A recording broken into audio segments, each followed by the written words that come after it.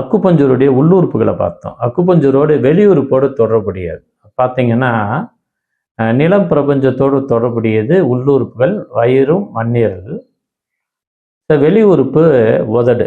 ஏன்னா வயிறுடைய அமைப்பும் உதடுடைய அமைப்பும் சேஃப் ஒரே மாதிரி இருக்கனால, அதனால தான் வாய்க்கும் வயிற்றுக்கும் உணவு போயிடுது. அடுத்து பார்த்தீங்கன்னு வச்சுக்கோங்க, காற்று மூலகத்தோடு தொடர்புடையது உள்ளுறுப்பு வந்து நுரையீரல், பெருங்குடல். நுரையீரல் சேஃப் தான் நம்மளுடைய மூக்கு சேஃப்.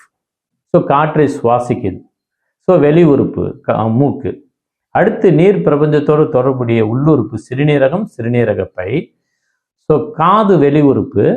காதுடைய அமைப்பு சிறுநீரகத்துடைய அமைப்பு. உங்களுடைய கிட்னியுடைய அளவு இப்படி தான் இருக்கும்.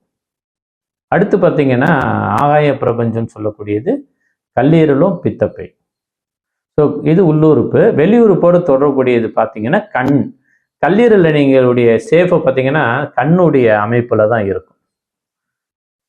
அடுத்து பார்த்தீங்க நாக்கு. நெருப்பு மூலகத்தோடு தொடர்புடையது இருதயம், சிறுகுடல். வெளி உறுப்பு அப்படின்றது நாக்கு. இந்த நாக்கு நெருப்பு இது இதயத்தோடு அந்த நாக்குடைய சேஃபை பார்த்தீங்கன்னா இதயத்துடைய அமைப்புல இருக்கும்.